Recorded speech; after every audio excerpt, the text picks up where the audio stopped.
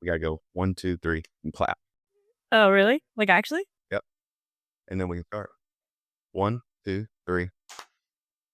Welcome, everybody, to the second episode of Reform Podcast, where me and Emily are going to bring you the latest and greatest in knowledge, physique transformation, bodybuilding, lifestyle, health, wealth, everything in between. And we're happy to be here. Emily, are you having a good day? I'm having a great day. What an intro. Yeah, we're bringing some energy today. Okay, yeah, I'm gonna turn it on even more now. I I would feel like you freaking set hope the, so. that's the bar. Well, With guys, excitement. yeah. Oh man, this is long awaited because the first episode was so much fun, Yeah. and I think it Lasted even longer than we expected. And now to be able to, know that this is going to be a continued thing is just, it hypes me the heck up. Yeah. Get ready for a yap session. Yeah, because we've been known to be yappers. We are the yappers. We're the yappers, I think, of the group. No, there's zero question about that. 100%. Yeah, I sent to like way too many long voice notes to like Alex and everybody. the king They're of voice long. notes. But this is episode 2, and we're coming with, of course, topics and discussions, and then it'll probably navigate to something that we don't even know what we're going to talk about yet. But we're really going to start to lean into differences between, Said that weird differences. between lifestyle and bodybuilding clients. But before we get into that, I think Emily has something she wants to write down. I don't know what this is. Okay. She's bringing a surprise for me. Okay. So I was thinking about this on the drive over because it's 2025. Today's January 1st. And everybody, I didn't know this was a thing, but everybody like pictures the year differently in their brain. Like you think of the months of the year, everyone thinks about them, pictures them differently. And so I want you to try to write out like how you picture like January, February, March, April, May. Like write it out how you picture it in your brain and then show the audience. You have just, I'm the most least artistic No, and you're not like creative. drawing it. You're just writing the months like January, February, March, April, May. But like, how do you picture it? Like some people picture it like in a clock. Like some people just picture it in a straight line, like top to bottom. How do you picture it? How does your brain work? Okay. Mine, I think is gonna surprise you. But yeah, some people think of it in like a 20 or a 12-hour clock, a list, a straight line, some like curve all off. This is like a thing on TikTok. Some people Of think of them course, like, we're gonna blame TikTok for this one. some people think of them in like boxes or like groups of 4. Everyone's brains are different. So I'm curious how yours Not good. would probably make a lot of sense. But mine is like in a curve. Wow, yours is like really going all the way over the L page. Well, I'm leaving you the bottom. Okay. Oh my gosh.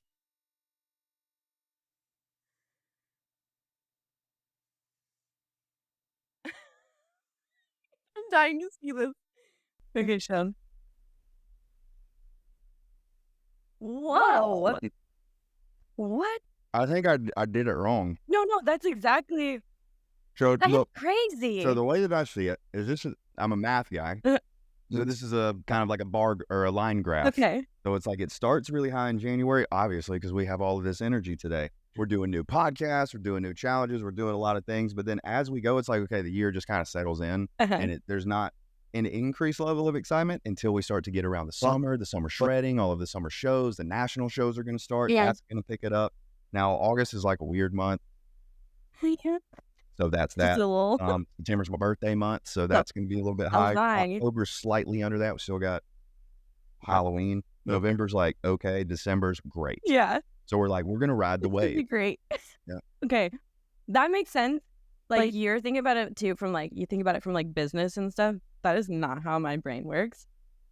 I also, okay, I'm going to show you. Really put me on the spot there. Mine, that's like, Not It's gonna like, oh, weird. not gonna lie, I woke up in a really good mood. That messed it up a little. Um, this is literally mhm.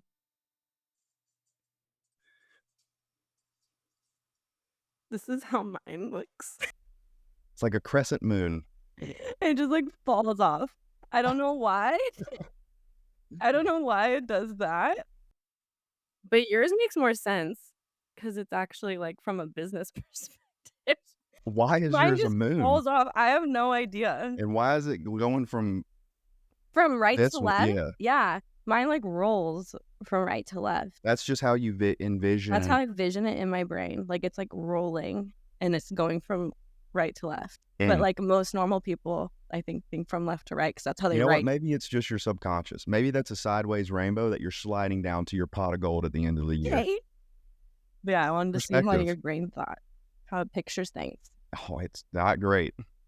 I mean, it makes more sense than mine. I love it. That was fun. Okay, I'm Okay. cool with that. Okay. Okay. Lifestyle, bodybuilding. Differences. Mhm. Do you have a preference? I like to have a good mix of both because I think that there are different challenges that each will face. I think that there are, of course, going to be different timelines and complications and goal settings whenever that's the case. If you have all competitors, you start to lose a little bit of a sense of I think the normality of life situations because competitors are very straightforward, they're very focused, and they understand the task at hand. And lifestyle clients, you have to just maneuver around a little bit differently because maybe they don't have that same kind of mental um, kind of drive towards that goal, or is essentially just stepping on stage. We hope that they do, like have a drive towards what they want to do. But it's definitely just a different level of I think like mental intensity 'cause competitors are crazy.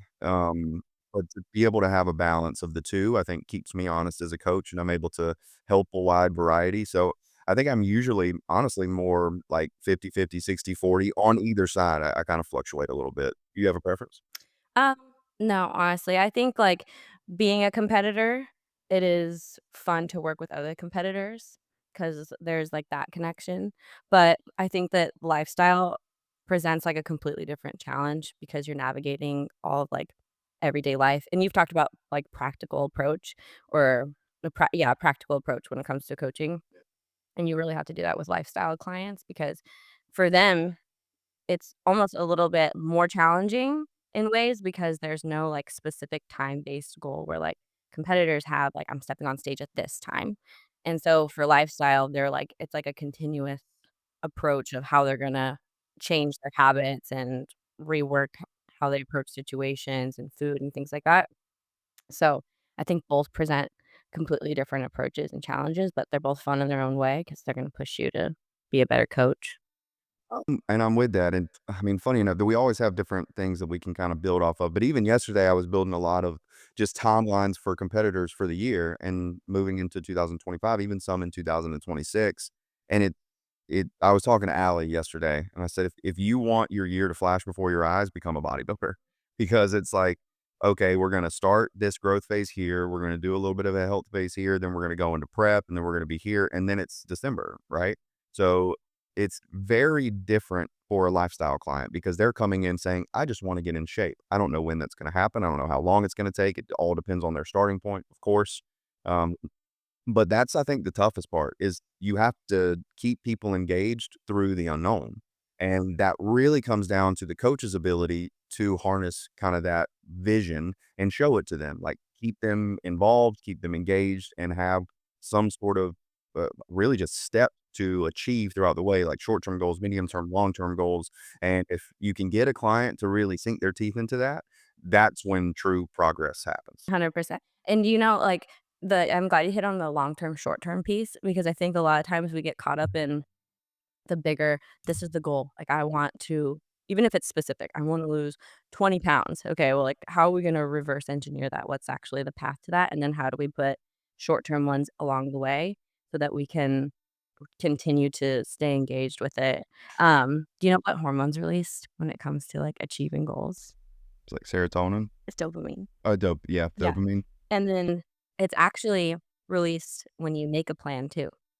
So, like, when you make your plan, you get a little bit of the dopamine release, and then when you actually achieve it, you also get a dopamine release. And so I think a lot of times when it comes to building out those goals, especially not just on the bodybuilding side with clients, but really with the lifestyle clients, we can get caught up in we get that little dopamine release when we first sign up, when we first make the plan and all that kind of stuff, and that kind of fizzles and we kind of buy into, like, that feel good for the second and think that we've achieved something, and so having those bite size along the way to get to the bigger goal helps reward that and, like, incentivize that to keep going along the way and not just getting caught up in, "Oh, we made the plan. We did enough." Just to keep going. Ties so well with something really cool that I heard. I can't remember who it is. I wish I could give him credit for it. It is not me. Um, but the what you were saying about a dopamine release whenever you start a plan and if you ever kind of like figure out the nuts and bolts of it, but then also whenever you reach your goal, there's another dopamine release. But what happens in the middle, right? So somebody a lot smarter than me was talking about that exactly that in the terms of whenever you're traveling. Like, we're gonna go to Mexico soon. The only thing that we're thinking about is whenever we initially booked the flight or we said that we were gonna do this, and then we're thinking about what we're gonna do when we get there. Nobody in their right mind is gonna think about what they're gonna do whenever they get to the airport, how TSA is gonna go, what they're gonna eat in the airport, what they're gonna listen to on the flight. Like, the actual journey of point A to point B is not thought about at all because there's no what? There's no dopamine release within that. It's not exciting, it's not fun because that's where the complications and the challenges are going to arise. So many people, whenever they start a fitness journey, lifestyle, competition, bodybuilding, whatever, they think about whenever they start and they think about stepping on stage or they think about having that dream physique that they have. They don't focus so much on the actual journey that it takes to get from point A to point B. And if you really are able to harness like the ability to find yourself a little bit of, like, happiness and joy throughout the way of that, that's where you're, like, everything starts to make a whole lot more sense, and you're able to enjoy it a whole lot more. Very true. When it comes to your lifestyle clients, did you started probably with lifestyle clients. I think that's like most coaches do. They don't, like, jump straight into bodybuilding. Yeah, I was Um like Jim and Rick from down the road. You what? I was coaching like Jim, Rick, Oh, and Alice down the road. that's awesome. No, So, at what point did you make the transition to bodybuilding coaching? Yeah, so I had always loved kind of the sport. I started, of course, prep is such a different animal when it comes on the coaching side and understanding how to control those variables is just, it's a different animal. So I started with the lifestyle coaching and I went from 0 clients to like 25 clients overnight because we hyped it up. We built the business and it was a great launch. Then I started to really start to do my own prep. So I started to learn a whole lot about bodybuilding. I was a coach. I didn't have any prep clients, but I wanted to learn those kind of things because it still transitions. The knowledge helped lifestyle clients as well. So I did my first competition. I continued to kind of invest in the knowledge around that mentorship, classes, courses, those kind of things. And then I became a coach on Reform. I went from having 0 prep clients to having like 6 people step on stage in 16 weeks. So we were like, let's freaking get after it. And luckily, all of them did it. They all placed and had a good bit of early success, which I think just Yeah, propelled really, it. yeah, it catapulted me into this world of like, holy crap, I really love this. Yeah. So yeah, it was whenever I first became a reform coach. How do you when you kinda touched on this, which I definitely agree, how do you take, like, the knowledge you've learned with working with bodybuilders and then apply it to your lifestyle client? so bodybuilding-esque. It's really like the internal, the granular details of like body functions and different ways to manipulate how your body is supposed to operate and work. Because in a prep, you have a timeline and you have to be able to manage the fatigue, manage the inflammation, be able to continue to have progression throughout an extended period of time, while also pushing a person to very, very harsh limits. Now, lifestyle clients are essentially kind of on that same path. It might be a little bit more flexible, a little bit more sustainable, not as intense in some areas, but everything that you learn about how to manage all of those different variables, it's still applied to lifestyle coaching. I see both of these as such a similar animal.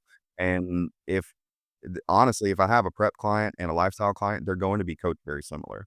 Like, because of course it's the standard that we set. We know that if you want to create something tangible and you want to have like this amazing physique, it's gonna be difficult, right? And if you're able to take a lifestyle client and not necessarily treat them like a prep client, but still have those like foundational principles and they apply it and they follow it, then they're going to create those results that they want to. Yeah, no, I agree. They're definitely cut from the same cloth. You're just approaching it maybe a little bit differently that is going to be, like, um almost like not just long-term and sustainable, but you're also going through a lot of, like, education when it comes to, like, a lifestyle client too, and how they're gonna take in that information and, like, take that with their life moving forward and approach whether it's, like, social situations or relearning how, like, the food is actually impacting their body and everything. It's definitely I feel like almost a more educational piece of it, whereas, like, your bodybuilder, you're still, like, teaching them along the way of, like, what you're doing in each phase, etcetera, but they're they tend to just be like, "We're executing." Like, blinders on, I just want the plan, and I just wanna go out, and I just wanna check the boxes. So I definitely feel like lifestyle can be a lot more all-encompassing when it comes to the full, like, nuts and bolts of what they're doing and why. Yeah. And I think that's and I like how excited lifestyle clients kind of get whenever they have a lot of these aha moments because most people come to us and they're like, I've been trying X, Y, and Z and it hasn't been working. And then we're able to say, okay, cool. It's because you've done everything wrong. So we're going to try to fix that. Right. Because of course, like we have a lot of people who are severely underfed. We have a lot of people who are very overtrained, or people just don't know how to do kind of anything. They're like, I went for a run once and I'm not in shape yet. So being able to just put some things in play and even things that we might have explained 100 times at that point, it's still something brand new and fresh to them. And that creates that level of excitement. And if they are able to gain knowledge, they're able to really run with it. And for lifestyle clients, I tell all of my lifestyle clients the same thing. I don't want you to have a coach forever. Like bodybuilding is completely different. You have all seasons, you have preps, you have improvement phases like that you need a coach for. For a lifestyle client, you need to have somebody who's not only going to coach you to your dream physique and that body that you want, but you have to have somebody who's going to teach you how to maintain that. Because there's no reason for you to have a coach until you're 65, right? Like, do it for a couple of years. If you need 2, 3, 4 years with a coach, that's awesome. Some people might be a little bit less than that. But then if you can gain the knowledge, learn how your body operates, and then learn how to do this by yourself, get out of the door. I want to be able to help somebody. Yeah, exactly. Take the training wheels off, and you can just hit it on your own. What do you feel is, like, the most underrated, um, or, like, underestimated piece of, like, getting onto a plan for a client, like, when they're starting out in, like, lifestyle, for example? Like, what do you feel like is the most, like, underestimated thing that's gonna be the most important when they're getting going with you on a program? A fresh perspective, believe it or not, because in the world that we live in today, everything has a caveat, and there are different just articles about this is awesome, hey, this is bad, this is the end all be all, this makes no difference, right? There's so much conflicting information, and you're having to break a lot of those mental barriers with lifestyle clients when they come in because we're asking them to eat maybe a lot more carbs than they're ever used to, and we're asking them to eat maybe less fat or to do this style of cardio instead of this. And they're like, well, I heard this was correct. And oh, well, I used to do this. And well, I was reading about this. If you come into this with a fresh perspective, kind of like just a blank page, and you just allow the progress to happen, and I don't want to say follow blindly, but you trust in the process, that's where people really find that they find what works for them. Yeah. No, I think, like, definitely trusting the process is huge, and that kinda goes hand in hand with, like, the consistency, where it's like if you hear all these different things out there, but you've come to a coach for a reason now, you need to entrust in them and their knowledge base that whatever plan they're putting in place, just trust it and follow it, but, like, consistently follow it and give it an actual go and see where it takes you, because if you have all this conflicting information like you're having out in the world, like, not to say don't go and out and educate yourself and ask your coach questions and things like that, but follow the plan and actually give it a go and see what comes of it. Because if there's too many, like, cooks in the kitchen, you're trying too many things, you're not adhering to the plan that your coach is actually doing. I always call it, like, it's kinda putting, almost like a veil over your coach's eyes because they don't know actually what you're doing because they think you're doing one plan and you're actually doing all these other things. So there's variables that aren't controlled and they're not able to actually make sure you're towing the line and going toward the goal that you have based on the plan they put in place. So I think definitely the consistency aspect is underrated, like, how important it is to actually be following that program and doing things consistently day in and day out to actually get your body going in the direction that we want it to go. Sometimes we think, like, we need to change up our program or we need to be constantly changing up our meal plan and doing all this variety and everything, and sometimes, like, going back to basics and just hitting the same thing consistently for a while is what's gonna get you where you need to go and see what your body will do with that. There's a reason why they say consistency is key. And I think that's one of the hardest things for us to teach because everybody likes excitement. They like new, they like fresh, they like that dopamine release that we were talking about. And one of the most difficult things that we have to do as coaches is to tell them that the most boring thing in the world is what's going to get you the most results. That eating the same thing every single day is going to get you more results than switching things up. Going into the gym and hitting the same lifts every single week, every single day, every single month, every single year is going to get you way more results than trying to figure out new splits and try all these different things. Pick something, be consistent with it, execute very highly on it, and you are going to be in the top 1% of the world. Yeah. Nobody wants to hear that. No. No, that's that they say that, saying is like the best in the world aren't doing anything extraordinary, they're doing the ordinary extra. Like, they're doing the ordinary so consistently, so effectively, and adhering to it and doing it at to, like, the most of their abilities. So they're not doing anything fancy, there's no magic pill, there's no secret sauce. They're just going in and doing the ordinary, just really extra, just over and over and over, and not veering from that.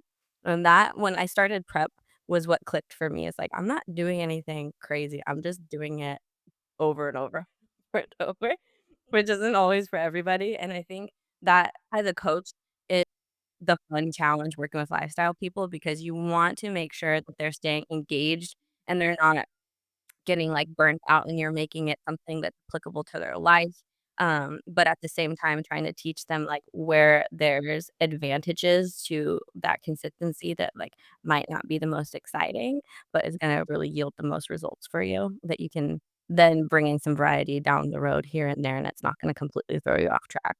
Yeah, and I think that's the biggest thing that we try to get over to a client is that it's not it doesn't have to be like this forever.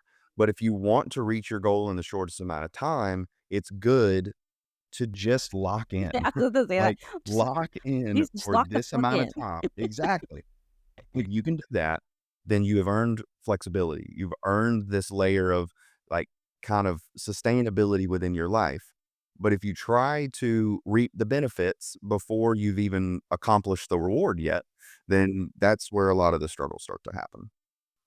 Um, how do you feel about, like, the difference what's the difference approach when it comes into going into the new year with, like, your lifestyle clients versus your bodybuilding client? Yeah, and I love that question. And I think it's different for a little bit of everybody. It depends on how long I've been working with somebody and the background that I have. But I like to tie certain, kind of what we were talking about last night. We all went out to eat last night for New Year's Eve. Um, but I like to tie something to this previous year and something to this new year. So if I've been working with somebody for a little bit longer, then it has more depth to it. If I've been working with somebody for a shorter duration, a couple of months, then we know that we're still building onto something. So I want to say 2024 was the year of kind of mental growth for you. And 2025 is going to be the year of executing on that or something. So I completely forgot what your question. Oh, your difference in the approach of, going into the new year with your lifestyle clients versus your bodybuilding clients. Oh, yeah, and bodybuilding clients is a lot easier because you already have that timeline to duration. Shows are kinda mapped out. You know how long they're gonna be in a growth phase, you know how long they need to improve X, Y, and Z. So that's pretty set up. Now, lifestyle clients, you have to hit that motivational peak at the very forefront because everybody's excited. They're like, "This is my year," and I'm like, "Heck yeah, it is. Like, let's do this." So I think it's more like creating and diving into the motivational factor of the new year and how exciting that can be for lifestyle clients. And then being able to build out a trajectory for them as well. So it's not just like, okay, we're a couple of weeks in and then we die. There's a reason why 96% of New Year's resolutions fail is because A, you don't have that level of accountability that you do with a coach. And B, it's just like things fizzle out. Life continues to happen. And then you're like, well, I'm just in the same position. So you have to, I think, even build into a plan more with lifestyle clients because bodybuilders already have that mindset. They already have that kind of mental framework around it. So, but if you can harness the timeline and just getting into that motivational factor into the new year, then it'll extend their life a little bit longer. That's definitely true. I try to, figure out, like, "Okay, what do you have coming up this year? What do you already have planned? Like, do you have trips planned? Like, do you have any big events coming up? Like, what does the first, like, 3 months of your year look like?" And so that way we can kind of, like, build time-based things around that too. So I try to use, like, what's actually happening in their life to build out whatever our plan is next too. So whether it's, like, I take the mental piece, okay, what are, like, our biggest barriers mentally? Okay, what are our biggest barriers physically? And then knowing this is what you have come up, how am I going to build your plan based on all those things? I like that. How do you kind of maneuver the schedule for somebody around their trips and holidays for lifestyle and for bodybuilding? Is there a different way that you, I guess, plan certain attacks with their vacation plans or whatnot? Like, for lifestyle, we talked about this, I tested out a couple of things, over the holidays with some of my clients around, like, diet breaks and, like, deload weeks, things like that, so that way when we were going through diet phases, we've, like, had it really planned around the weeks of the holidays, so that way we were bringing up their food back to around, like, maintenance levels. um, Pulling back on some of the training because most of the time during those weeks, people are traveling. They don't have as much access to the gyms. They're going to have like more free meals or something going on with family. And so not only did it like plan it that way to be able to give them the like higher food amount that their body like needed that diet break in general, but then they also kind of were able to mentally know that they were still tracking and they were still adhering to a plan that was flexible for them, so they didn't feel like they had to go off the rails when it came to the holiday. They also felt like they were still checking off the boxes. They still felt like they were going to be able to check in and be able to say to me like, "Yeah, I stuck to this plan. I did my deload." And, like, they didn't feel like, "Okay, I didn't have access to the gym this week, and I really tried to make it work, but I was traveling, couldn't do it." And then they're, like, mentally beating themselves up all week.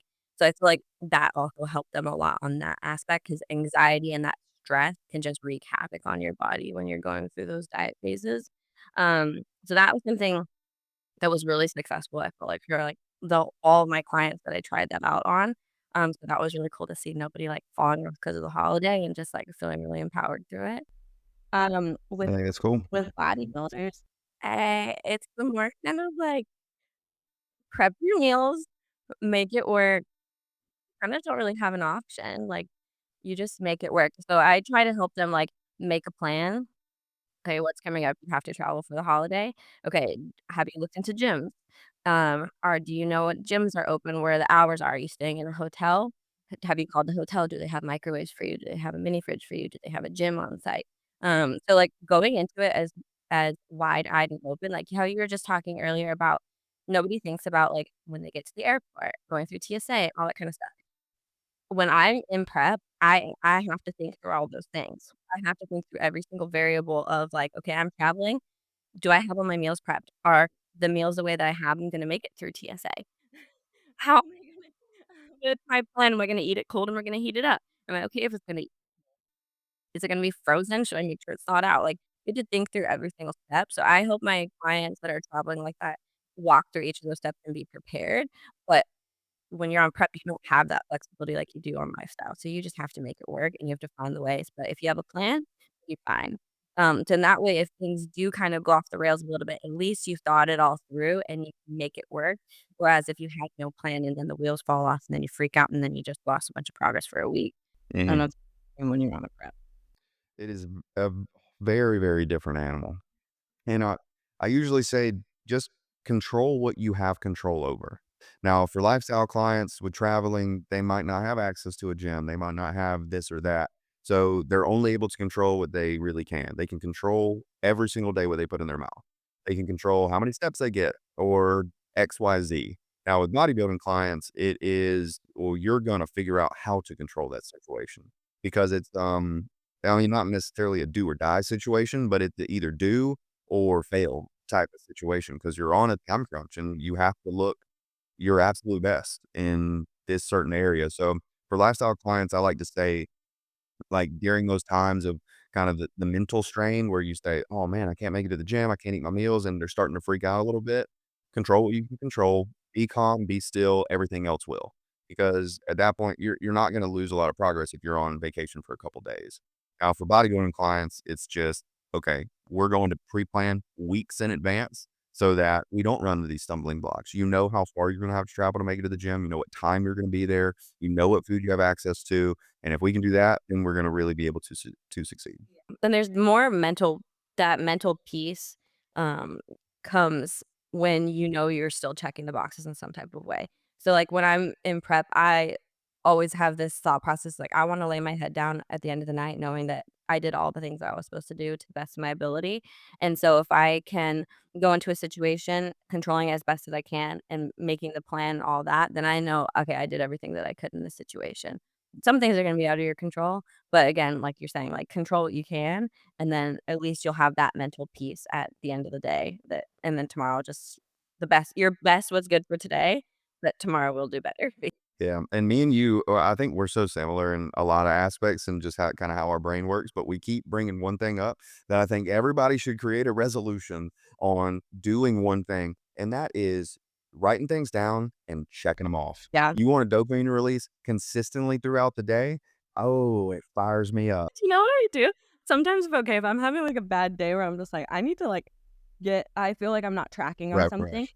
I'll actually write down, like, if I've even already done stuff that day, I'll Mhm. write it down just to check it off. Amen. Give me that dopamine hit. Absolutely. But yeah, I was like, I wanna, like, trick my brain as best as I can if I'm feeling like, "Okay, we're not moving the needle at all." Like, this morning, I was, like, running behind this morning to get here to the podcast, and, my apartment I just moved into is a little disheveled at the moment. So I was looking around my room and I'm like, "I feel so chaotic right now." So all I did was like, "I'm gonna just make my bed. I'm gonna make my bed, and that's all I'm gonna do." But at least that when I come home and I look into my room initially, the bed's made, and I've completed that at least, and it makes me feel a little bit better leaving. And it's little stuff like that. Just trick yourself. Just trick your brain. Dude, it really helps so much, and we all have ebbs and flows of life, right? So we're gonna have times where we're just in our flow state. That can be weeks, it can be months. Hopefully, it's as long as possible, where everything just seems like it's good. Your energy is good. You feel incredible, and you don't really have to rely on those types of strategies to make it through it. But you're gonna have those times where your life just seems like it's kind of moving against you rather than flowing with you. And at that point, like, I will create a list on my phone on my notes app to where it has a little bubble that you can check off every single day, and it's so granular that it's like, wake up, doom, brush my teeth, boom. Yes. It's like everything throughout all my meals, all of my water, literally check-ins, everything. Because if I can go to bed and my head hit the pillow at night and those boxes are yellow, I am, yeah, and it gets me back into that state. It gets me out of a funk so quick, and if you can create like this system Like, for yourself, it it seems works. rudimentary, but it's very effective. It's extremely effective.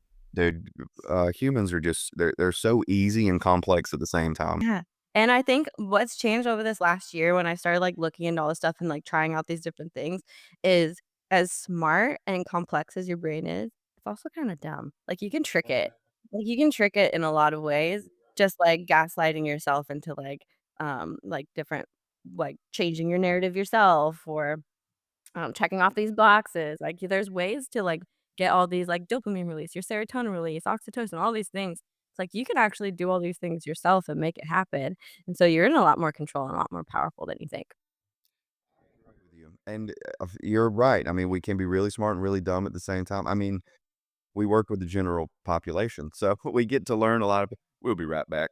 Um, we get to work with a lot of people, so it's um it's definitely funny to be able to get in the brains of people and see kinda how they operate, the similarities between different lifestyles, and then the complexity and differences between the 2 as well. Okay, what other things do we have about lifestyle people? Our lifestyle clients versus bodybuilders? How did you do you change any, like, approaches when it comes to, like, food or food sources, macros versus meal plans? Like, how do you approach that lifestyle versus bodybuilders? And again, I think there's more similarities than differences. Now, for lifestyle clients, I'm I'm very big on structured meal plans for prep clients, especially prep clients. Now, off season, those improvement phases and lifestyle clients, I'll kind of categorize all of those together. But I do think like if it fits your macros is fine as long as there is some level of detail that goes along with it. Um, Now, meal plans and prep makes the most sense for me. And then um, I'm just continue to lose track on your question. Oh, it's their preference. So, I think a lot of flexibility for lifestyle clients, it does make the most sense. That's why, we have those for anybody who doesn't know, we have substitution lists for food. So, if somebody doesn't wanna eat chicken breast for that day, you're gonna have, like, 5 or 6 other options that are plus or minus 10 calories or so, like, the coaches have already done that legwork for you. So, you can it's kinda like a plug and play method, same thing with carbs and fats and vegetables and fruits and all of those different things. So, you're able to give the flexibility, but keep people on track because the last thing you wanna do is make people think whenever it's like it has to do with their goals and we need to keep things as simplistic as possible. So, I'm okay with if it fits your macros if somebody's really detailed with it. Um, I don't want people eating, like, Oreos for breakfast or those kind of things, which trust me, I've seen my fitness pals and clients before. Don't think it doesn't happen. Um, but yeah, I think just meal plans I'll say this, meal plans make the most sense if you wanna make the most amount of progress in the least amount of time. If I can control every single variable, I know that I'm gonna be able to get you results. I'm so confident in that. If you allow that layer of, um, just detail to be put in your own hands where you have to control everything when stressors of life and challenges and things are going to be faced, that's where the water gets a little murky.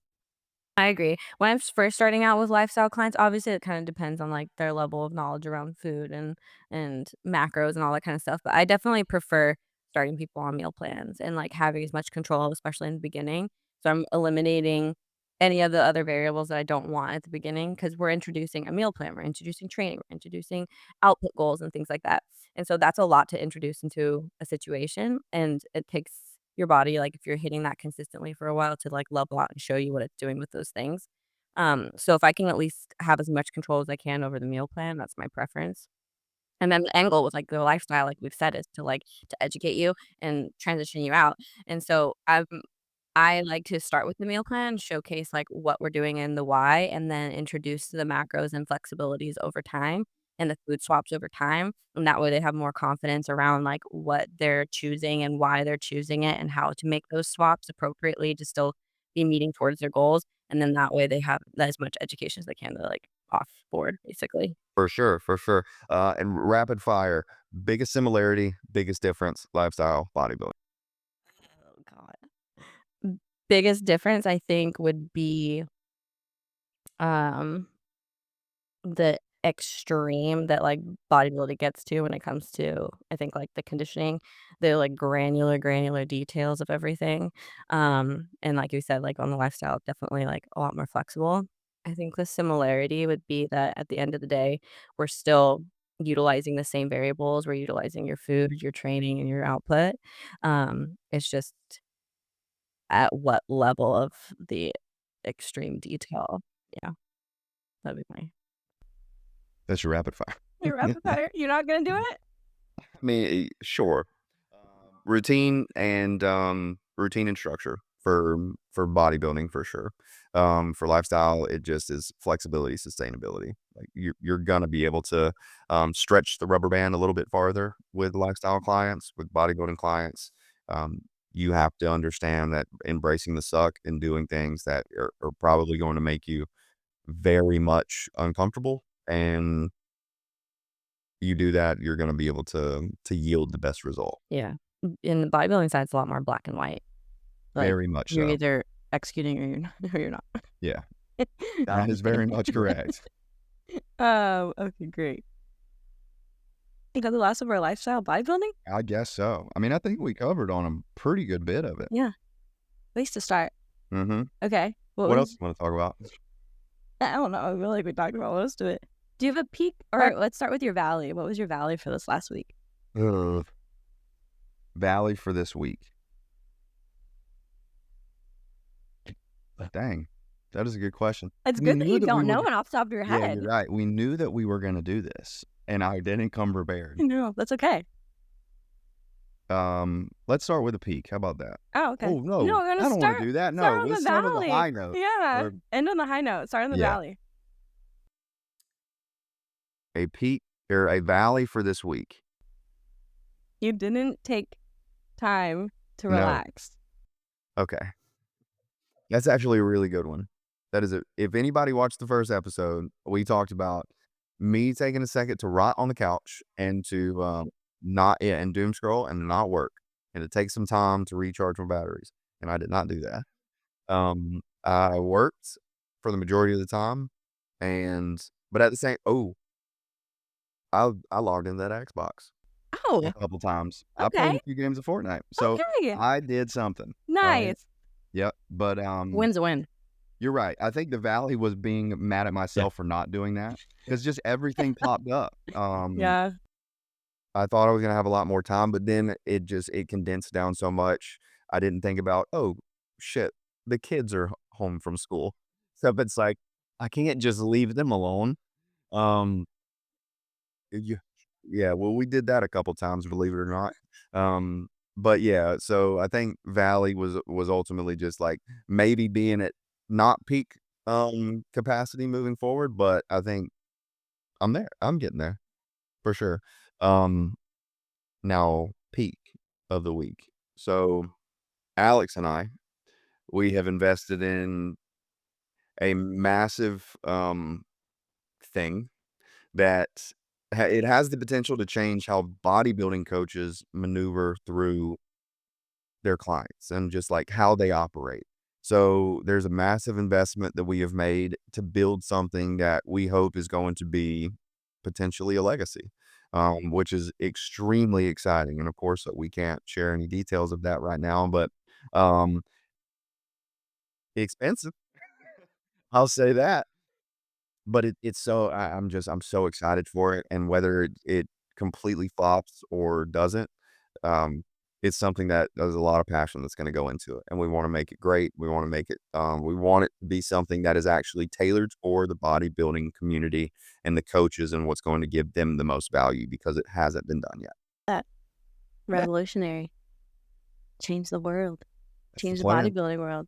Cool. Okay. My Your turn. valley. I got a speeding ticket on the way Shoot, to Christmas.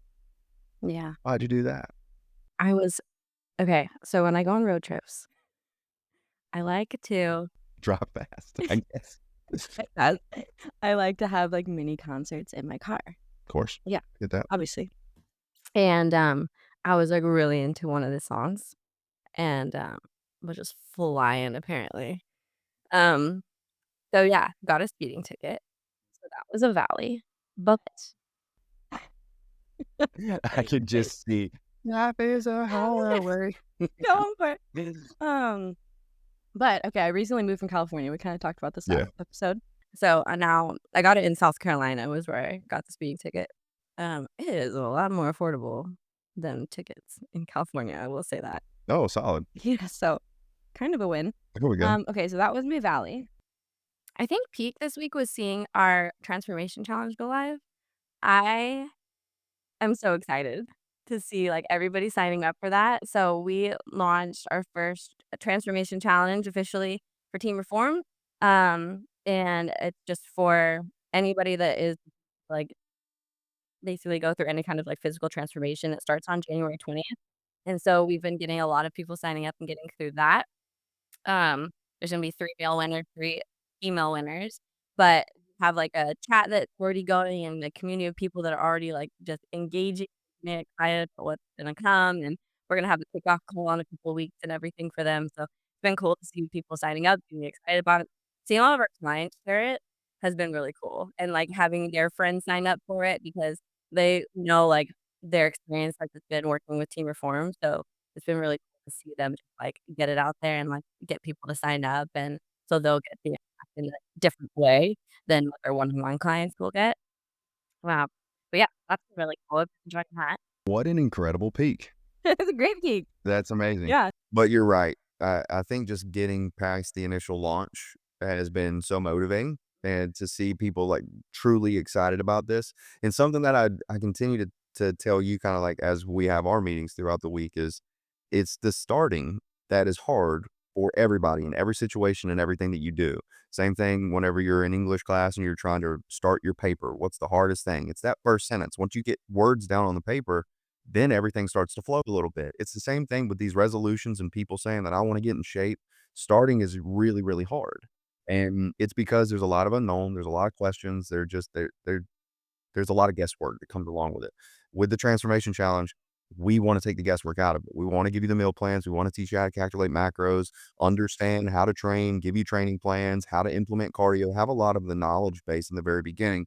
That's why we're doing this transformation challenge a little bit different than we ever have. Or, well, this is the first time, a little bit different than how anybody has ever done it, because usually it just starts and then you're off to the races. Actually, the first week of this isn't even in the 90 days. It is going to be a foundational week where we teach them a lot of stuff first and then take a lot of those barriers down so they're ready to go and they're absolutely going to just be off to the races whenever we truly do start. So, transformation challenge is going to be just an awesome time for people to increase their likelihood of finally reaching a lot of those goals that they've set out to do probably year out. And it's very, like, low pressure too. Like, it's a low ticket item, but with, like, high value, high information and everything. So, there's more and more people starting to trickle in, and I'm excited. So that was my peak this week. Seeing that come together, and you put a lot of work into putting all that together in a lot of different ways. So I'm excited to, like, be part of it, hype people up in there, see the chat going. I agree. Well, and that's the crazy thing, and we'll kind of segue out of this, but I'm passionate about the transformation challenge because it was the first thing that I ever did that got me into fitness. So I did a 90-day transformation challenge and made an incredible transformation, learned a lot, and it kind of jump started into creating a world where I'm sitting on this couch talking about fitness with you. So, like, I know the power that it can have behind it, and I know the motivation and what it can create for people. To be able to do something like that on our own and to see some people be excited about it, I think is huge. Only $50 to sign up, like very low ticket. You have the ability to win up to $5,000 in prizes. Like top two female or male winners are going to win a grand cash each. So it's just it's going to be a lot of fun, a lot of competition. We're pumped about it. Great peak, Emily. Great peak. Alright. Well, this is a good one. This was a great one. Hopefully you guys enjoyed it. Yeah. They always end up going a little bit, and I like the timing. This was like, what, 40 something minutes. So Yeah, perfect. seems Someone's cardio session and then a little change. that's right. Mhm. That's right. But I mean, episode 2 down, Yeah. they continue to elevate out, we're trying to elevate in quality and just systems and making sure that everything is absolutely perfect for you because we're control freaks and we're okay with that. Um, but I appreciate you tuning in, and Reformed Podcasts, episode 3, coming at you soon. Yeah. Thanks for watching. Bye. 1, 2, 3.